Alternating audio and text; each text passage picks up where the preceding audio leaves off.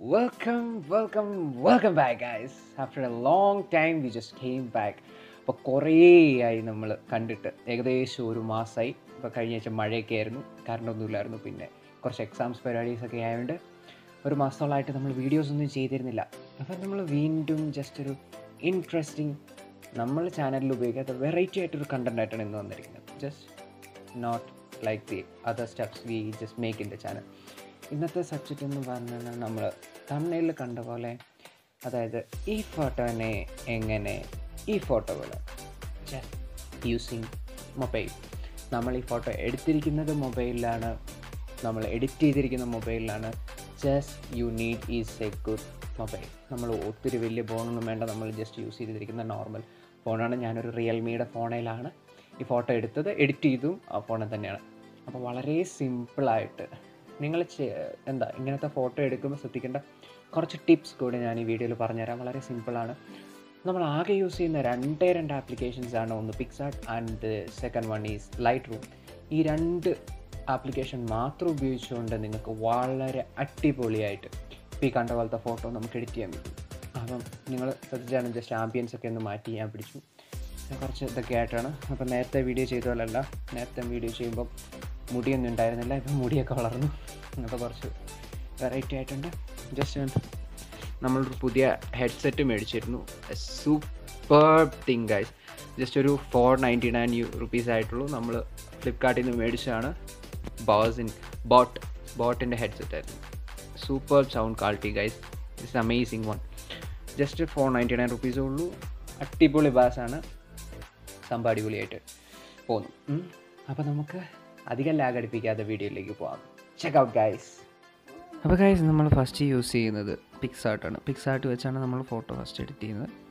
അപ്പോൾ ഞാൻ പറഞ്ഞിരുന്ന കുറച്ച് ടിപ്സ് പറഞ്ഞുതരാം. അപ്പോൾ നിങ്ങൾ ഫോട്ടോ എടുക്കുമ്പോൾ മാക്സിമം നിങ്ങളുടെ റൂം ഒക്കെ അങ്ങനെ ഒരു സ്ഥലം സെലക്ട് ചെയ്യുക.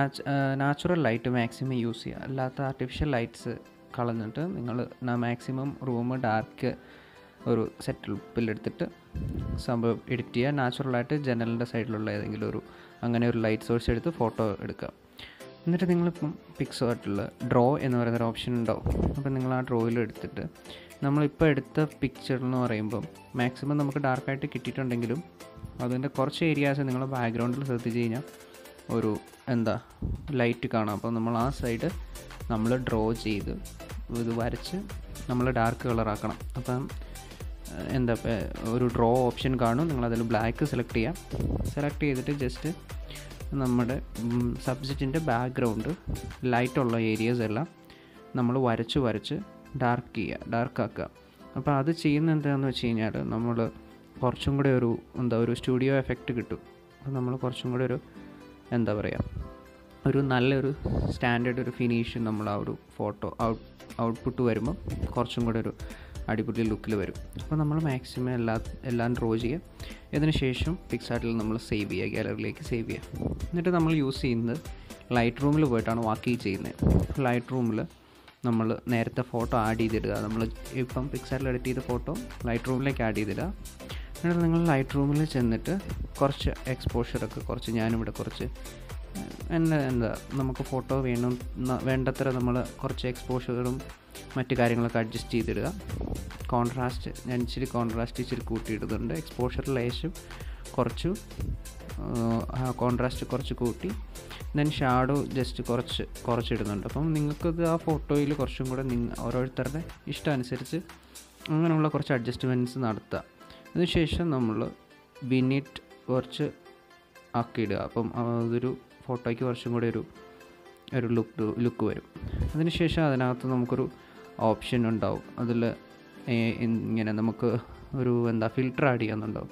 അതിൽ ബ്ലാക്ക് ആൻഡ് വൈറ്റ് യെല്ലോ എന്ന് പറഞ്ഞൊരു ഓപ്ഷനാണ് ഞാൻ സെലക്ട് ചെയ്തിരിക്കുന്നത്. അപ്പം നിങ്ങൾക്ക് കുറച്ചുകൂടെ ആപ്റ്റായിട്ടുള്ളൊരു സെലക്ട് ചെയ്യാം. അതിനുശേഷം നിങ്ങൾ ഫോട്ടോ സേവ് ചെയ്യുന്നതിന് മുമ്പ് എക്സ്പോർട്ടേഴ്സ് എന്ന് പറഞ്ഞൊരു ഓപ്ഷൻ കാണും.